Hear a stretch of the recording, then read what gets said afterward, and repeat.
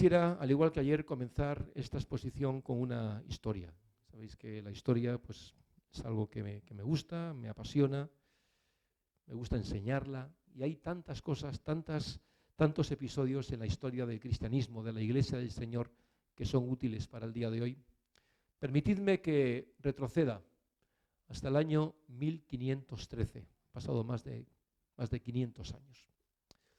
En el año 1513, un monje agustino estaba leyendo el libro de los Salmos en un monasterio de la ciudad de Wittenberg, en la Sajonia central, actualmente Alemania.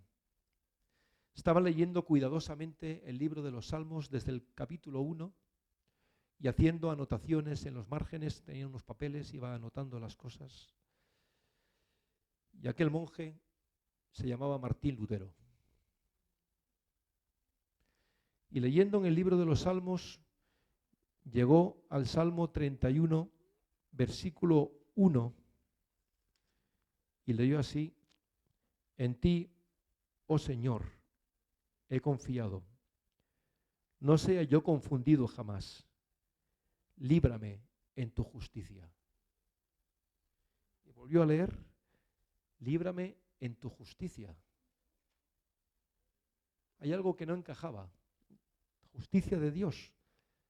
Lutero, como buen monje, y desde que era niño, había sido enseñado en que Dios es un Dios airado, un Dios enojado con la humanidad, un Dios vengativo, siempre dispuesto a castigar la maldad y la injusticia de los seres humanos. Por lo tanto, él había visto en las iglesias desde niño los frescos pintados en las paredes donde había imágenes del infierno, del sufrimiento, de cómo los demonios atormentaban a las almas de los que habían ido a parar al infierno, y Dios, mientras tanto, estaba muy lejos, sentado en su trono, el Pantocrátor, allá lejos de todo, y esa es la imagen que él tenía. Y sin embargo, lee en el Salmo 31, líbrame en tu justicia.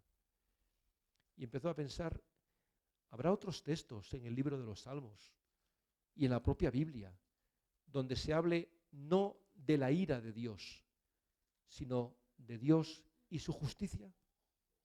Y efectivamente, comenzó a leer en los Salmos, en el Antiguo Testamento, y poco a poco fue avanzando hasta que llegó a la epístola del apóstol Pablo a los Romanos, en el capítulo 1, versículos 16 y 17. Y leyó así: porque no me avergüenzo del Evangelio.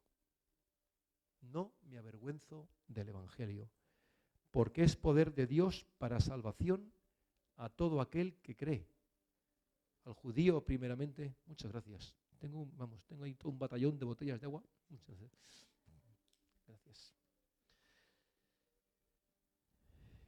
Es poder de Dios para salvación a todo aquel que cree, al judío primeramente y también al griego. Porque en el Evangelio la justicia de Dios se revela por fe y para fe, como está escrito: mas el justo por la fe vivirá.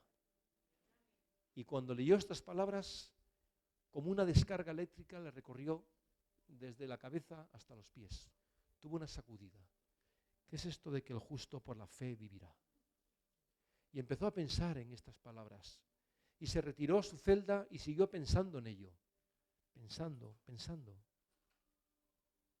Y poco a poco la palabra de Dios fue haciendo en él la obra que tenía que hacer. Porque acordaos que Dios envió su palabra para que corra y sea glorificada. Echa tu pan sobre las aguas y a ti volverá, dice el autor de Proverbios.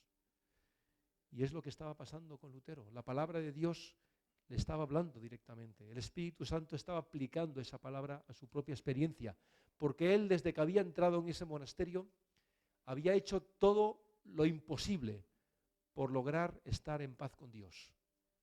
Y cuanto más lo hacía, cuantos más ayunos, cuanto más privaciones, cuanto más azotes, cuanto más cosas hacía, más indigno se sentía delante de Dios. Y sin embargo, ahora descubre que el justo por la fe vivirá. Y esa palabra fue tomando forma en su corazón cada vez más. y en el otoño del año 1515 entregó su vida a Jesucristo. Confesó en su celda al Señor que él era un pecador, que necesitaba su justicia, no su castigo, sino su justicia, y que esa justicia solamente podía obtenerla por la fe en Jesucristo, por la gracia de Dios. Y no se quedó solamente con esto. Decidió predicar sobre este descubrimiento.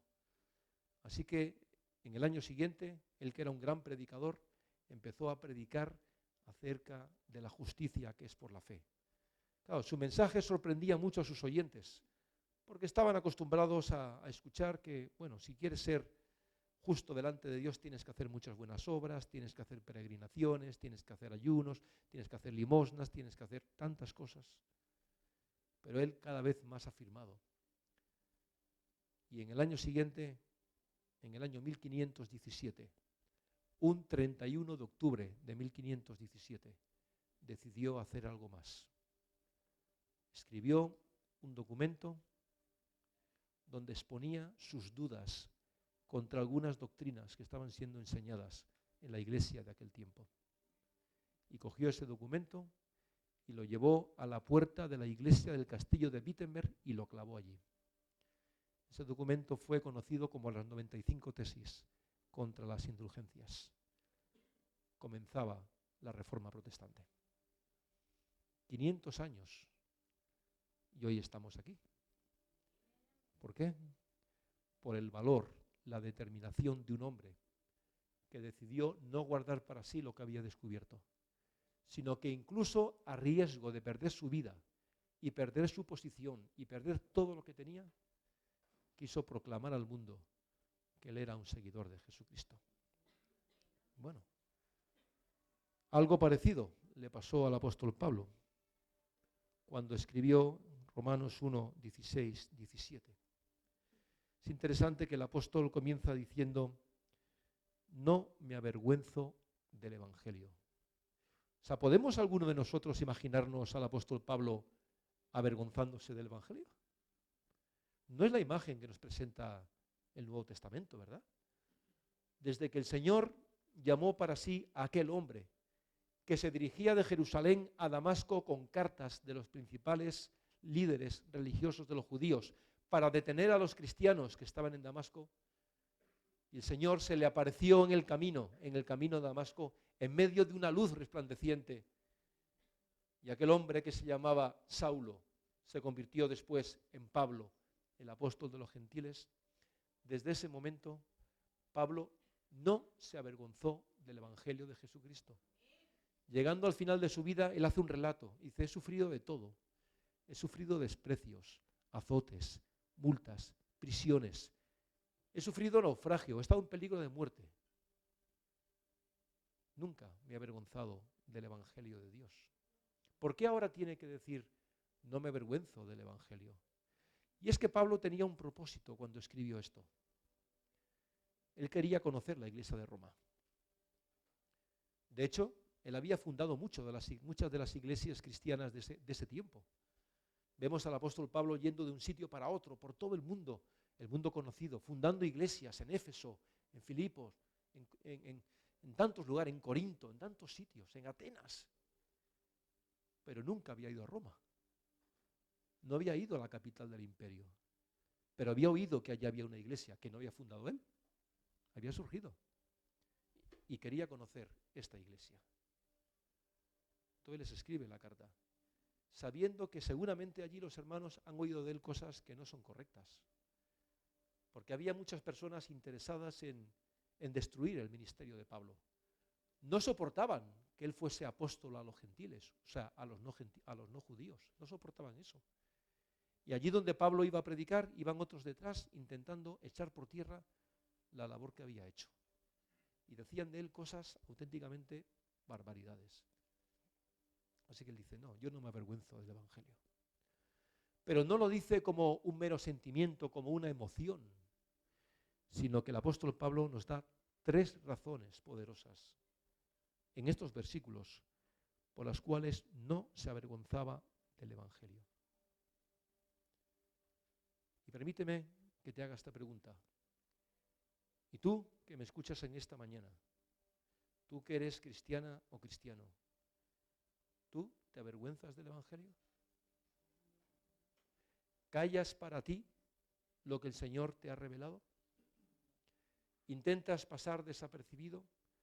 Que los que te conocen no sepan que eres cristiano o cristiana para que no te miren mal o no murmuren a tus espaldas o hagan comentarios o se enfrenten a ti. ¿Te avergüenzas del Evangelio? Digámoslo. ¿Te avergüenzas del Evangelio? No. No. No. Porque otros no se avergonzaron antes de nosotros. Aunque tuvieran que pagar el precio que tuvieran que pagar, no se avergonzaron. Y nosotros con el apóstol Pablo decimos, no me avergüenzo del Evangelio. Aunque digan lo que digan, aunque nos digan que somos personas fanáticas, o que somos ignorantes, o que no estamos en la corriente de hoy en día de la posmodernidad, que nos digan lo que quieran. Pero nuestra respuesta siempre será la misma, no me avergüenzo del Evangelio. Y Pablo dice, no me avergüenzo del Evangelio por 3 razones. La primera de ellas, porque el Evangelio es la buena noticia acerca de Jesucristo. Evangelio significa buena noticia. Y es que es la buena noticia a la cual Pablo consagró su vida por todo lugar. ¿Cuál es esa buena noticia? Bueno, en Romanos 5, capítulo 5, versículos 8 y 11, dice el apóstol, mas Dios muestra su amor para con nosotros, en que siendo aún pecadores, Cristo murió por nosotros. Y no solo esto, sino que también nos gloriamos en Dios por el Señor nuestro Jesucristo, por quien hemos recibido ahora la reconciliación. Este es el corazón del Evangelio, que Dios ha mostrado su amor para con nosotros, de forma que siendo pecadores, siendo enemigos de Dios, estando alejados de Dios, Cristo murió por nosotros. Es decir, nuestra salvación ha sido iniciativa de Dios, solo de Dios. Y ese evangelio que Pablo predicaba, y que también es nuestro evangelio, nos dice que Cristo Jesús fue crucificado por nuestros pecados. Que la muerte de Jesucristo en la cruz no fue un accidente, no fue el resultado de un proceso político. No lo crucificaron porque fuese un alborotador. Cristo Jesús fue crucificado porque Dios había dispuesto que el justo muriese por los injustos, para así satisfacer las exigencias del pecado. Crucificado por nuestros pecados. Fuimos tú y yo los que llevamos a Cristo Jesús a la cruz. Y me diréis, pero eso fue hace 2000 años, no tengo ninguna culpa. Todos nosotros somos parte de la humanidad. Y por cuanto uno pecó, todos pecamos. Y estamos destituidos de la gloria de Dios. Así que sí, tú llevaste también a Jesús a la cruz. Y Él pensaba en ti cuando estaba dando su vida y derramando su sangre en la cruz del Calvario. Dios entregó a la muerte a Jesucristo por nuestros pecados. Pero ahí no termina la historia del Evangelio, sino que el Evangelio dice también que Jesucristo fue resucitado por nuestra justificación. Lo dice así el apóstol Pablo en Romanos 4:25. Cristo fue entregado por nuestras transgresiones, o sea, por nuestros pecados, y resucitado para nuestra justificación. Anda, pero ¿no hemos escuchado tantas veces que hemos sido justificados por la muerte de Cristo? Por supuesto que la sangre derramada en la cruz del Calvario nos limpia de todo pecado. Pero si Jesús hubiera permanecido sujeto al poder de la muerte y de la tumba, hoy en día no podríamos proclamar su victoria. Porque hubiera sucumbido ante nuestro peor enemigo, que es la muerte. Pero Jesús fue resucitado para nuestra justificación. Es decir, una cruz y una tumba vacía son las que han hecho posible nuestra justificación. Porque como dirá el apóstol Pablo, si Cristo no resucitó, vana es entonces nuestra predicación y vana es también vuestra fe. Si solamente en esta vida pensamos en Jesús crucificado y no vemos a Jesús resucitado, entonces es que nuestra justificación no ha sido efectiva. Pero Cristo derrotó el poder de la muerte, el poder de Satanás, y la tumba se abrió, y Jesucristo resucitó, y su victoria es nuestra victoria. Porque desde el primer momento se apareció a los suyos para decirles, así como yo he vencido, vosotros también venceréis. De esta manera, dice el apóstol Pablo, nuestro postrer enemigo, que es la muerte, ha sido vencido. Sorbida es la muerte en victoria. ¿Dónde está, oh muerte, tu aguijón? ¿Dónde, oh sepulcro, tu victoria? Y dice, mas sean dadas gracias a Dios por Jesucristo, Señor nuestro, que obtuvo nuestra victoria. Esa es. Por eso los cristianos vivimos con nuestra esperanza puesta más allá de esta vida. La vida presente es un regalo de Dios, pero estamos seguros, por la convicción del Espíritu Santo en nosotros, de que nuestra vida no termina con los años que vivamos, sino el día que tengamos que cruzar el umbral de la muerte, cuando atravesemos por el valle de sombra de muerte, como dijo Job, siervo de Dios, con mis ojos, con estos, he de ver al Rey. Aunque mi cuerpo se convierta en polvo, el Señor me dará un cuerpo glorificado, porque estaré a su lado para siempre. Y eso Cristo lo ha conseguido para nosotros. Por eso el apóstol Pablo no se puede avergonzar del Evangelio.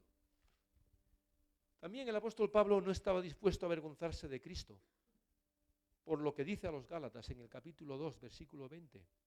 Dice, con Cristo estoy juntamente crucificado. Y ya no vivo yo, mas vive Cristo en mí. Y lo que ahora vivo en la carne, lo vivo en la fe del Hijo de Dios. Y aquí está la clave. El cual me amó y se entregó a sí mismo por mí. Y cuando Pablo piensa en su propia experiencia de vida, y mira lo que fue, perseguidor de la iglesia, que llevó a muchos cristianos ante los tribunales y ante la muerte. Él llega a decir, siendo yo como era, el Señor me amó y se entregó a sí mismo por mí. Pero no pienses en el apóstol Pablo, piensa en ti mismo, piensa en ti misma. ¿Cómo eras tú antes de conocer a Cristo? ¿Quién eras tú? Ayer lo decía, todos tenemos un pasado. ¿Quiénes éramos para merecer el amor de Dios? Pero Cristo me amó y se entregó a sí mismo por mí, a pesar de cómo era y de lo que era. Seguramente para muchos no valía nada, pero para Dios lo valía todo. Por eso Cristo se entregó por mí. Me amó primero. No que yo le amase a Él, sino que Él me amó a mí. Y porque Él me amó, yo le puedo amar a Él. Así que dice Pablo, ¿yo puedo avergonzarme de aquel que me amó, siendo yo como era? Y nosotros decimos, ¿podemos avergonzarnos de aquel que nos amó, siendo nosotros lo que éramos? No podemos hacerlo, porque Él lo dio todo por nosotros cuando no merecíamos nada. Pero cuando Pablo escribe esto, inevitablemente no puede evitar pensar en otros que lamentablemente sí se avergonzaron de Cristo. Y cuando escribe su segunda carta a Timoteo, su discípulo, le habla de Demas, que fue compañero fiel de Pablo, pero dice, me abandonó, amando este mundo. Pablo no está diciendo que los cristianos hemos de despreciar al mundo, ni mucho menos. El mundo es creación de Dios. El mundo es una belleza que Dios ha hecho. La vida es un don de Dios y hemos de disfrutarla a tope, controladamente, pero a tope, con todo lo que esto significa. ¿Pero qué significa amar este mundo? Significa amar las costumbres de este mundo, amar la filosofía de este mundo, que se levanta contra Dios. Hay una colisión cósmica en este mundo, y es que el reino de Dios presente en la tierra se enfrenta al reino de este mundo, porque no lo olvidemos, este mundo tiene su príncipe, el príncipe de este mundo, que es el enemigo de Dios y de la iglesia. Condenado, juzgado, condenado, pero todavía activo. Pero es el príncipe de este mundo. Y este mundo sigue sus preceptos. Por lo tanto, no puede haber alianzas entre el reino de Dios y el reino de este mundo. Es imposible. Ayer os lo decía. Y mucho cuidado con dejarse seducir por los cantos de sirena de este mundo, ¿eh? No por las cosas hermosas, sino por el mensaje sutil. Vive como quieras, porque no darás cuenta a nadie. No es eso lo que dice la Biblia. No es eso lo que dice la Biblia. No es eso lo que dice el Señor. Pero Demas dejó al Señor amando este mundo, como lamentablemente vemos a muchas personas que, habiendo conocido a Cristo, lo han dejado amando este mundo. O habla de Alejandro, otro compañero de Pablo. Dice que me dejó también, causando males a muchos. Cuidado con nuestro testimonio. Cuidado con nuestro testimonio como cristianos, porque podemos hacer daño a otras personas, y Alejandro hizo daño a otros, porque todos confiaban en él, le tenían por un cristiano fiel, y sin embargo lo que hizo fue causar daño a la iglesia del Señor. Y dice el apóstol Pablo, Dios ya lo juzgará. ¿Por qué? No hay nada encubierto que no haya de ser manifestado. Y otros, dice Pablo, se desviaron, dejaron la fe, siguiendo los argumentos de la falsamente llamada ciencia. Y cuidado que el cristianismo no es anticientífico, no. Sé que muchos de vosotros sois personas estudiosas, que tenéis buenas profesiones, buenos trabajos, os habéis preparado para eso. No estamos diciendo que somos contrarios a la ciencia, estamos hablando de los argumentos de la falsamente llamada ciencia, porque no todo lo que se disfraza de ciencia lo es. Hay mucha palabrería, hay mucha palabrería que se quiere convertir indignamente en ciencia, y no es así. Por lo tanto, dice el apóstol Pablo, no sigamos los argumentos de esa falsamente llamada ciencia. Quedémoslo, examinémoslo todo y retengamos lo bueno. Hay mucho que la ciencia aporta que es positivo. Claro que sí. Gracias a Dios por los científicos y por todo lo que han aportado para el bien de la humanidad. Pero lo que no vamos a hacer es dejar nuestra lealtad a Dios para seguir los pensamientos de los hombres. Porque hoy son y mañana no son. Esa es la realidad. Así que Pablo dice, no me puedo avergonzar del Evangelio porque es una buena noticia, porque Cristo me amó y se entregó a sí mismo por mí. Pero también dice, no me avergüenzo del Evangelio porque es poder de Dios para salvación. Poder de Dios para salvación. Ya hacía mucho tiempo que el apóstol Pablo había descubierto que no podemos ser salvos por nuestros propios méritos. Por eso escribió en la carta a los Romanos capítulo 3, versículo 20, por las obras de la ley, ningún ser humano será justificado delante de Dios. Y después, escribiendo a los Efesios, dirá en el capítulo 2, por gracia sois salvos por medio de la fe. Y esto no de vosotros, pues es don de Dios, no por obras, para que nadie se gloríe. Por gracia sois salvos por medio de la fe. No por nuestros méritos, no por nuestras buenas obras, sino por lo que Cristo hizo por nosotros. Y con esto Pablo está diciendo que el poder, el Evangelio, es poder de Dios para salvación. ¿Qué significa esto? Que cuando el Evangelio, cuando la buena noticia de Jesucristo es predicada, cuando Cristo es proclamado, y no otra cosa, cuando Cristo es proclamado, algo está aconteciendo. Como algo está aconteciendo en esta mañana, porque Cristo está siendo anunciado. ¿Y sabéis lo que está ocurriendo? Que el Espíritu Santo está convenciéndonos de justicia, de juicio y de pecado. ¿Por qué es posible esto? Porque Cristo es proclamado. Cristo ocupa el primer lugar en este culto, en este acto. Claro, a veces queremos que el Espíritu Santo convenza de pecado cuando los predicadores hablamos de otras cosas, que pueden ser muy bonitas, muy adornadas, muy bien construidas, pero solamente el Evangelio de Jesucristo tiene poder para transformar las vidas de las personas, porque es un mensaje de reconciliación con Dios. Es un mensaje de reconciliación. Reconciliaos con Dios, dice el apóstol Pablo. Y se lo dice a todo aquel que cree, a los que están cerca y a los que están lejos. ¿Sabéis? Hay personas, quizás alguno de nosotros, que pensamos que es imposible que Cristo pueda amarnos y entregarse por nosotros. Cuando nos examinamos a nosotros mismos nos vemos tan indignos, tan miserables, hemos hecho tanto mal que nos parece increíble, imposible, que Dios pueda amarnos y pueda redimirnos.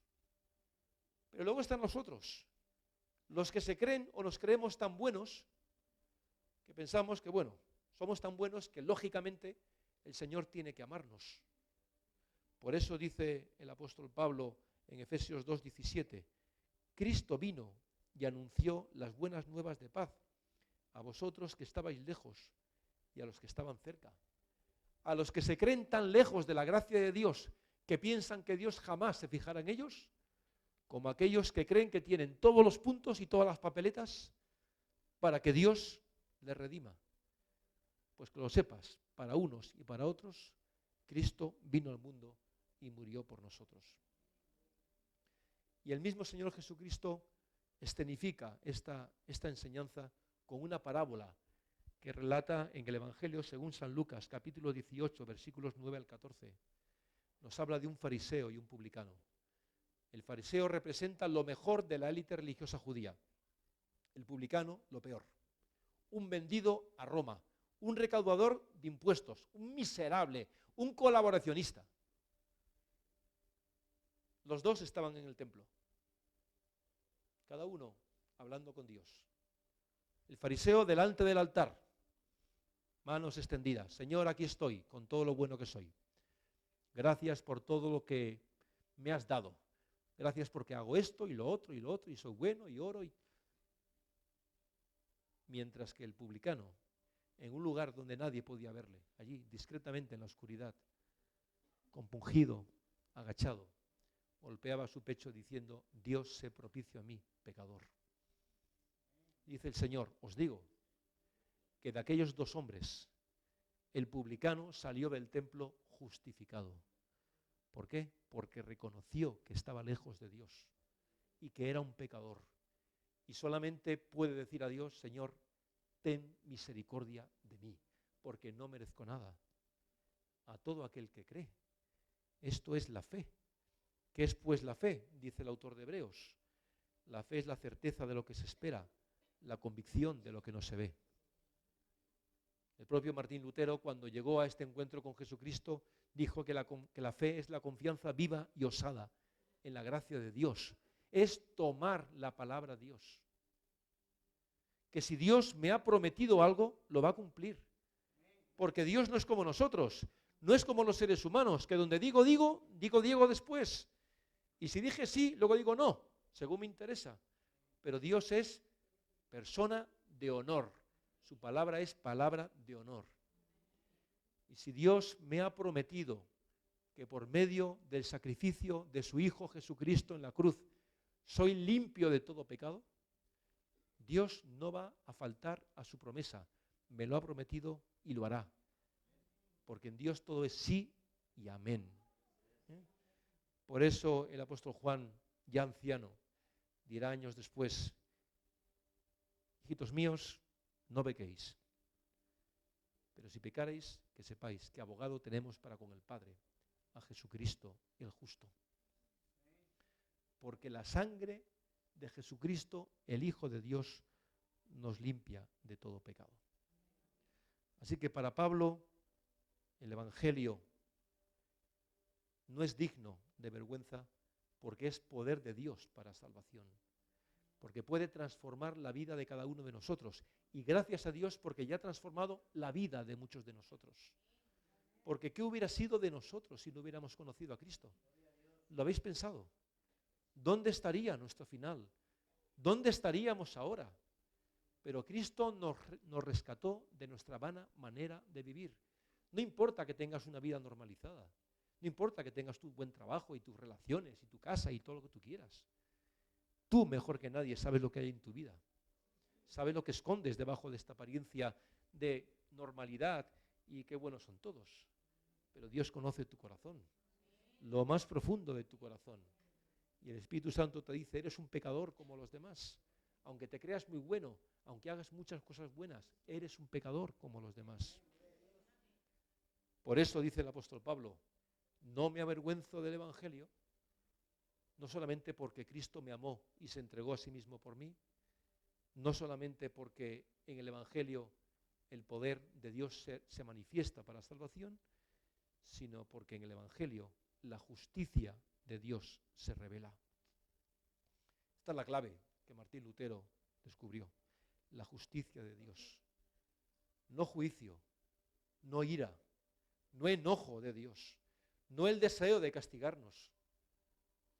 A veces hemos crecido demasiado tiempo pensando que Dios es esa persona, ¿no? Este ser allí sentado, lejos en su trono, que no desea más que castigarnos por nuestro pecado. Pero la Biblia nos presenta a un Dios que es justo. Justicia, justicia, no ira. ¿Sabéis? La palabra justicia en la Biblia significa Dios enderezando lo que está torcido. Esto es la justificación. Los cristianos usamos diferentes expresiones y tenemos que pensar en su significado. Cuando decimos que Dios nos está justificando, nos está dando su justicia, nos está justificando, esto significa que Dios está enderezando lo que está torcido en tu vida. Y caramba, cuántos nudos y torceduras hay en nuestras vidas, ¿verdad? Si nos examinamos, no vemos más que errores, fracasos, vez tras vez. Hasta el punto de que nuestras vidas, que han sido hechas a imagen de Dios, para dar gloria a Dios, se han convertido en motivo de burla y desprecio. Pero ahí está el Señor. Ahí está Dios revelado en Jesucristo, dándonos su justicia, enderezándonos, enderezando lo que está torcido. Es como el alfarero que trabaja con el barro en sus manos y la vasija que está haciendo se echa a perder. ¿Y qué es lo que hace el alfarero? Vuelve a coger ese barro, lo sigue amasando y le va dando la forma que tiene que dar, una forma perfecta. Así trabaja Dios con nosotros. Así trabaja Dios con nosotros. O sea, no pierde la paciencia con nosotros. Si nos hubiera desechado la primera vez que hemos fracasado, ahí seguiríamos en el arroyo. Pero Dios nos toma una y otra vez con amor y nos trabaja y nos moldea conforme al ejemplo que tenemos en Jesucristo. Y quita nuestras asperezas, nuestra dureza, nuestra amargura, todo aquello que hemos atesorado en nuestras vidas. Lo hace. Esto es justificación. Esto es enderezar lo que está torcido y nos pone delante de Él rectos, firmes, con la cabeza alta y no agachada, como muchos de nosotros la hemos llevado. Esta es la justicia de Dios, que Dios quiere darnos a cada uno de nosotros. Dice, por fe y para fe. Ya hemos visto que la fe es la confianza viva y osada en la gracia de Dios. Esta es la fe. ¿Cómo podemos obtener la justicia de Dios? Por la sola fe. Pero la fe no es un medio, sino el fin. No somos llamados solamente a ser lo que somos por la fe en Jesucristo, sino a vivir por fe. A veces pensamos que todo culmina en ese acto que llamamos la conversión. He entregado mi vida a Jesucristo, ya soy cristiano. Estupendo. ¿Y ahora qué? Ahora viene una vida para fe. Para vivir confiando en las promesas de Dios. Y la Biblia contiene múltiples promesas de bendición para todos aquellos que ponen su confianza en Jesucristo. Eso es vivir por fe y para fe, no confiar en nosotros mismos, no confiar en nuestros recursos o en nuestros medios, sino confiar en que Dios me sostiene en su gracia. Por eso podemos decir que la vida de los cristianos es una vida victoriosa. Aunque estemos atribulados, aunque estemos entristecidos, aunque pasemos por tormentas en la vida, aunque lo pasemos mal como todo ser humano, porque somos seres humanos, claro que lo pasamos mal, pero nuestra fe nos sostiene, porque la fe está puesta en aquel que no cambia, en aquel que ha sido, es y que será, y que su palabra permanece para siempre, inalterable totalmente. Eso es lo que nos sostiene, la gracia de Dios cada día. Saber que lo que Dios tiene para mí lo va a cumplir en el momento, en la ocasión oportuna, en cada etapa de mi vida. Y termina el apóstol Pablo estos versículos que tanto impresionaron a Martín Lutero, leyendo lo que dice el profeta Habacuc, capítulo 2, versículo 4. El justo por su fe vivirá. El justo por la fe vivirá. Y algunos diréis, bueno, pues yo he visto a muchos llamados cristianos morir como todos los demás. Claro que sí, porque somos seres humanos y estamos sujetos al poder de la muerte. Pero la muerte está vencida. El justo por la fe vivirá. Porque creer en Jesucristo significa pasar de muerte a vida, de la oscuridad a la luz, de la desesperación a la esperanza. Esa es la vida en Cristo Jesús. Es una vida en plenitud. O sea, muchos de nosotros hemos empezado a conocer lo que es realmente la vida cuando hemos conocido a Jesucristo. Porque antes malgastábamos nuestra vida, la gastábamos aceleradamente. Pero ahora Cristo ha dado sentido a nuestras vidas. Y no somos mejores que los demás, os lo aseguramos. Tenemos muchos errores y muchos fracasos que nos acompañan. Pero creemos que el justo por su fe vivirá. En esta vida y en la vida venidera. Lo creemos. La corona de justicia que Dios ha preparado para los que le aman. Porque no lo olvides, pasará esta vida y todos compareceremos ante el tribunal de Cristo. Nadie escapará a esa realidad.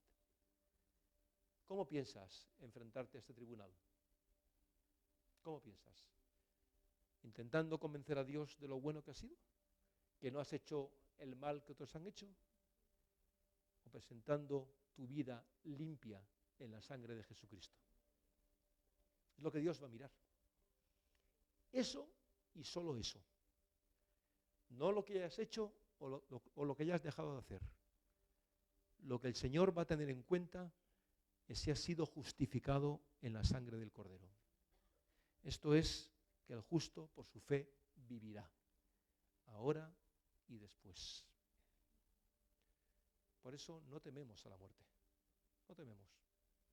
Pasaremos por ella, pero bendita la muerte que nos introduce en una vida mejor. Esa es nuestra confianza.